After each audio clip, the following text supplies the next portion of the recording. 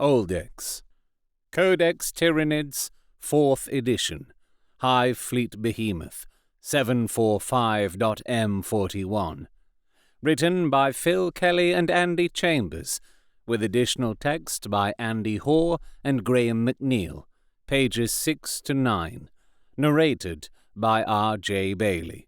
With great thanks to Alistair for donating this copy of Codex Tyranids. Hive Fleet Behemoth 745.M41.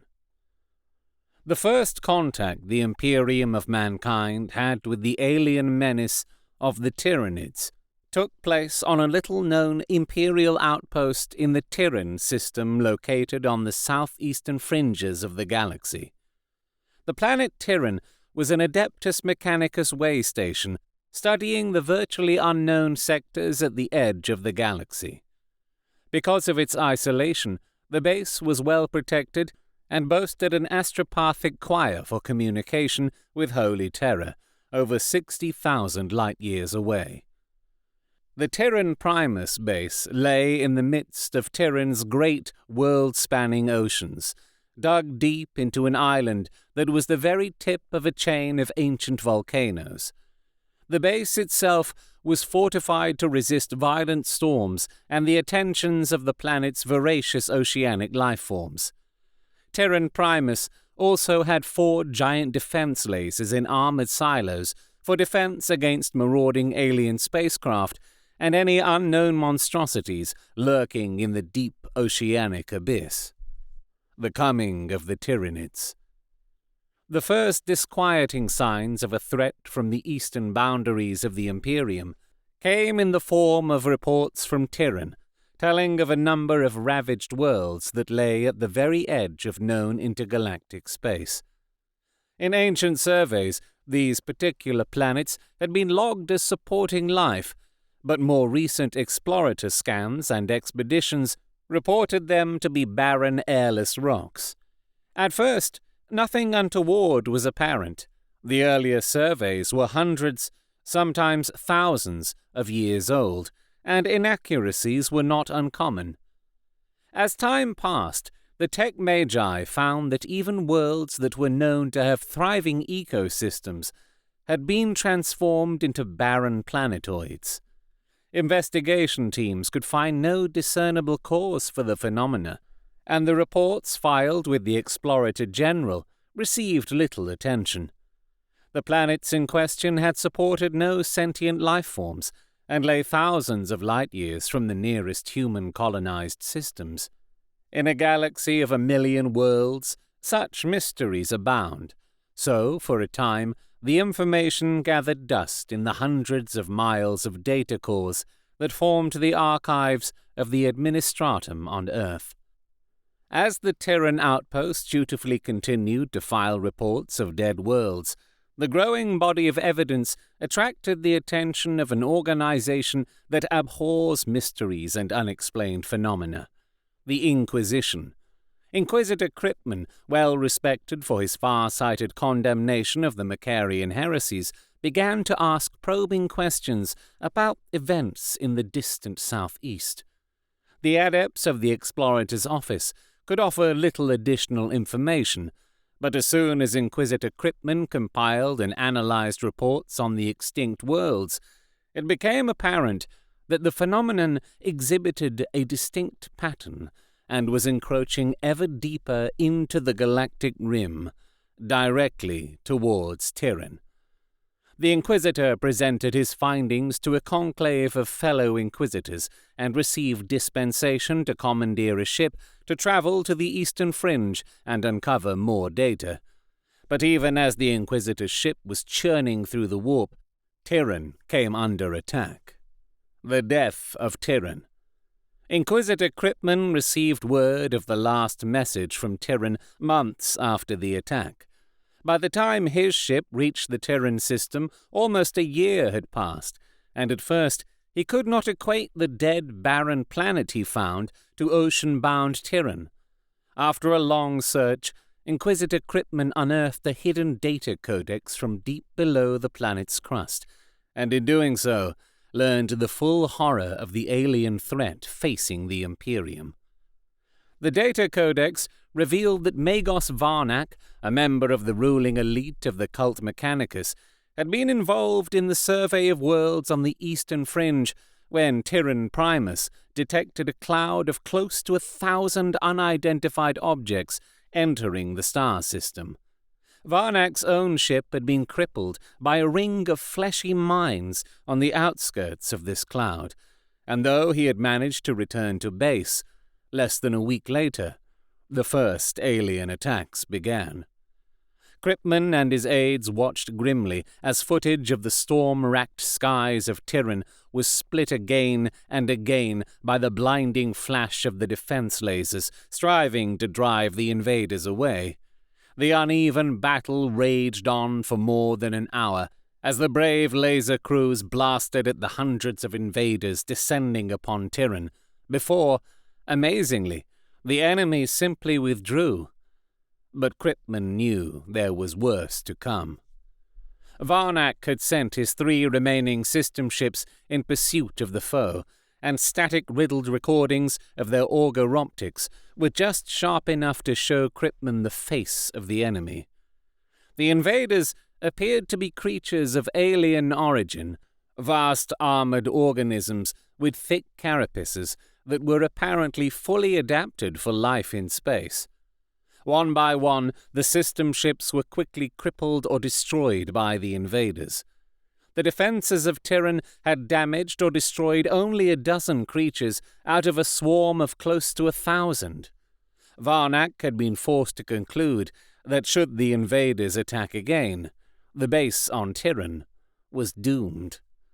But for some reason, Varnak's astropath had broadcast no messages.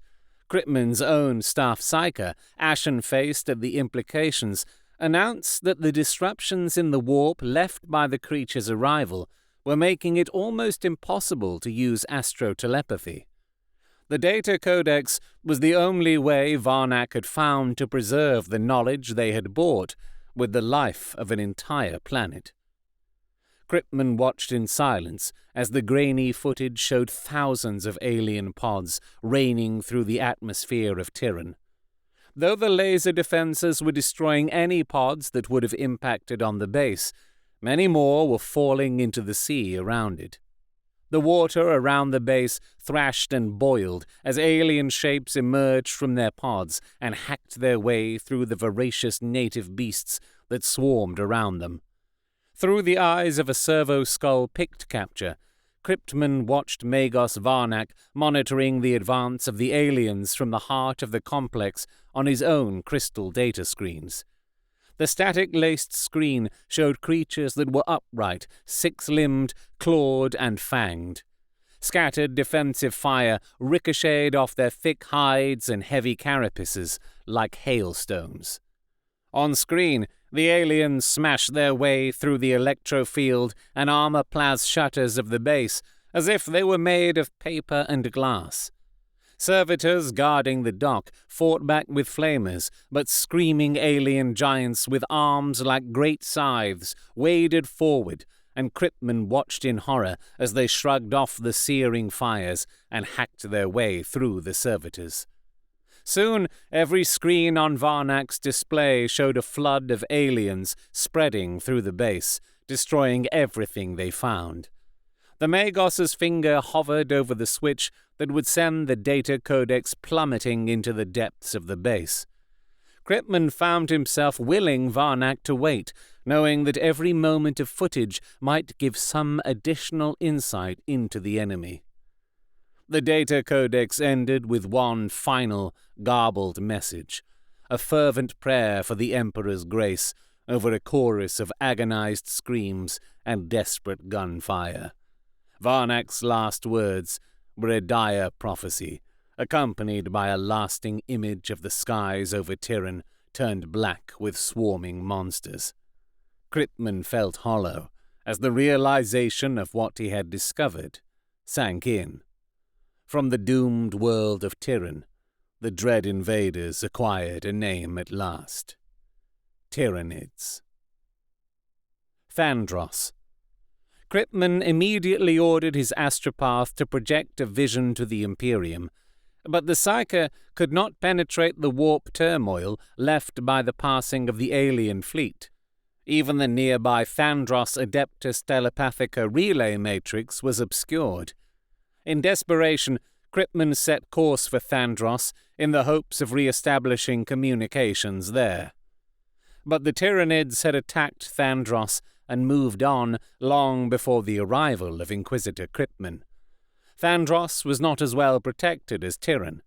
The miners living in tunnels on Thandros 2 and 3 could not hide from the Tyranids or escape into space, and died in the darkness beneath the planet's crust, hunted through labyrinths of their own making by unspeakable terrors. The Telepathica matrix orbiting Thandros 1 was later found to have emptied all of its turret magazines and burned out its defense laser batteries before it was overrun. As with Tyran, the Telepathica adepts manning the base were unable to send word of their plight to the Imperium because of the Tyranids' psychic blockade. The Thandros system had fought and died alone. Kryptman and his retinue salvaged the Telepathica matrix and sent a message of warning to the unsuspecting Imperium of the magnitude of the Tyranid threat. His astropath, red-eyed with weariness after days of concentration, casting Varnak's Codex and Kryptman's report into the ether, gave the Inquisitor orders from the Lords of the Ordo Xenos to travel to the planet Macragge in the Ultramar system, the empire of the Ultramarines chapter of the Adeptus Astartes. There he would assist the master of the chapter in locating and eliminating the Tyranid fleet. As dictated by imperial tradition, the alien Hive Fleet had been codified with an ancient and forbidding name from legend: Behemoth. The battle for Macragge. In the Macragge system, a dozen ships already hung in orbit, and each day more arrived from the warp. Orbital fortresses and ponderous system defense monitors surrounded Macragge with a ring of firepower. Lumbering Space Marine battle barges hung over Macragge like gigantic azure monoliths, etched with the gaping maws of weapon bays, launch tubes, and heavy bombardment turrets. These leviathans dwarfed the sleek strike cruisers arriving from the Ultramarines' furthest outposts. The Ultramarines were readying themselves for all-out war with the Tyranids, and Kryptman allowed himself a glimmer of hope when he heard the news that Battlefleet Tempestus had finally been dispatched from the orbital docks at Bacca. Kryptman had met with Marneus Calgar, chapter master of the Ultramarines, and after long discussion agreed that Macragge was the system most immediately threatened by Hive Fleet Behemoth. Macragge itself, already well protected, was being even more heavily fortified, and would be held tenaciously by the Ultramarines and Planetary Defense Auxilia until the combined Ultramar and Imperial fleet arrived to take on the Hive Fleet. A month later, the Tyranids attacked Macragge, and a fleet of bioships, now numbering well over 1,000 vessels, swept aside attacks by Ultramarine strike cruisers defending the outlying worlds as they pushed in system. A large section of the Tyranid fleet then descended upon the garden world of Prandium, a paradise once referred to as the jewel in Ultramar's crown, and left a barren ruin in its wake. Despite Kryptman's warnings, Calgar was shocked to the core by the fate of Prandium. With no sign of the Imperial fleet from Bacca, he was forced to use the Ultramar fleet in a risky ploy. By leaving Macragge and retreating out-system, Calgar drew the Tyranids into the defences of Macragge as they sought to encircle and invade it. The Ultramar fleet struck the aliens while they were spread out and vulnerable, successfully carving a bloody swathe through the bioships as Calgar tried to fight his way back through to the protection of the big guns of Macragge. At the height of the battle, Ultramar fighters from Macragge crippled one of the largest Tyranid hive ships, and this seemed to fatally disrupt the cohesion of the alien fleet. The Tyranids' attacks became increasingly uncoordinated, and Calgar's fleet reaped a great tally of fallen bioships. As the battle raged, the Tyranids unleashed thousands of spores above the vital northern and southern polar fortresses that were the keystones of Macragge's defense. Soon, thousands of Tyranids were scuttling across the ice fields towards the polar fortresses. But in the depths of space, the Ultramarines were gaining the upper hand. The battered Hive ships retreated, and, desperate to prevent their escape, Calgar's fleet gave chase. Though Calgar feared for the polar fortresses, he knew they were well guarded by Ultramarines of the First Company, supported by Defense Auxilia and Titans of the Legio Praetor. Most of the First Company were formed into Terminator squads, equipped with the best personal weaponry in the Imperium. Entrusting the fate of Macragge to these veteran warriors, Calgar chose to pursue the Tyranid Hive Fleet. The Tyranid swarms on Macragge surged on towards the polar fortresses. A living tide of sickle-clawed beasts flowed across snowy plains scored by lasers, their numbers blurring into a shifting mass of slicing hooks and piercing talons. The ear-splitting rattle of bolters and the thump of artillery drowned out the bestial, hateful screams of the swarming Tyranids, but they swept on with implacable ferocity. Slowly, the troops withdrew ever deeper into the fortress, while making the Tyranids pay in blood for every yard of ground.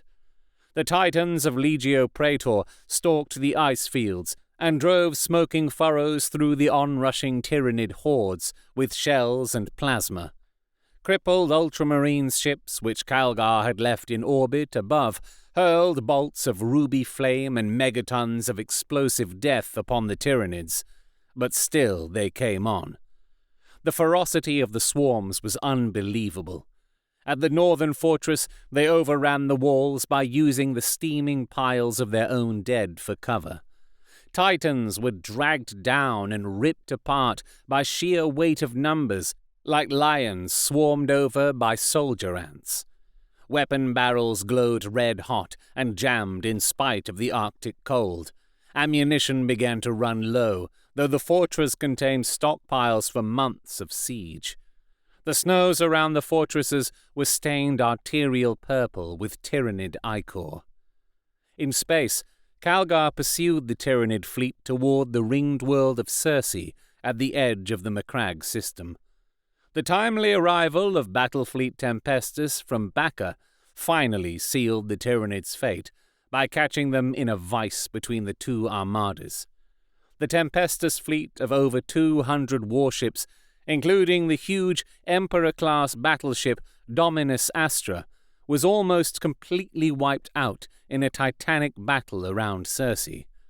The battle was only won by the heroic sacrifice of the Dominus Astra, charging into the heart of the enemy and triggering its warp drives. The core of the Tyranid fleet was annihilated in the resultant warp vortex, which also dragged the Dominus Astra to oblivion. Calgar's surviving ships came about and roared back to Macragge to try and save the beleaguered polar garrisons. When Calgar and his surviving battle brothers returned, scenes of unbelievable carnage awaited them. Piles of mangled Tyranid corpses and shattered war gear lay strewn across the ice. Vast, steaming craters pocked the snows where Titan plasma reactors had melted down, and the stench of death lay everywhere. Only a handful of Tyranids remained at the southern fortress, but the swarms in the north fought back with unthinking ferocity. The desperate battles that ensued in and around the polar fortresses were bloody and close affairs, and many more squads of Ultramarines gave their lives fighting the remnants of the alien invasion. But the Tyranids' attacks lacked strategy or coordination, and most of the creatures were cut down as they emerged from cover. In the carcass-choked corridors of the polar fortresses, the greatly reduced companies of the Ultramarines cleared their way forward with flamers, the sheer number of alien bodies they waded through, testament to their fallen brothers' courage and tenacity. In the northern fortress, the remnants of the Third Company finally reached the lower generatorium where the First Company had made their last stand. They were too late. Tyranid bodies were piled 6 deep around the doors, and within the room a circle of Terminators lay where they had fought back to back. The Ultramarines' First Company had succeeded in their defense, but in the process had been wiped out to the last man. A grievous blow to the chapter. You have been listening to Oldex, Codex Tyranids, 4th edition, Hive Fleet Behemoth, 745.M41. Written by Phil Kelly and Andy Chambers, with additional text by Andy Hoare and Graham McNeill. Pages 6 to 8. Narrated by R.J. Bailey. With great thanks to Alistair for donating this copy of Codex Tyranids. Thank you to Phil Kelly, Andy Chambers, Andy Hoare, and Graham McNeill for writing the fiction I grew up with. If you've enjoyed this, please leave a review where you found it, or like, share, and subscribe on YouTube, depending how you're listening. This production, like all of Oldex, is entirely unofficial and uncommercial. From an out-of-print publication, is a derivative work with all copyrights owned by Games Workshop, and is a celebration of the hobby and lore I grew up with. If you have suggestions for other old Codex fiction for me to narrate on this podcast, you can comment, contact me on Twitter at rjbailey, or email robertjbailey@gmail.com. Links are in the show description.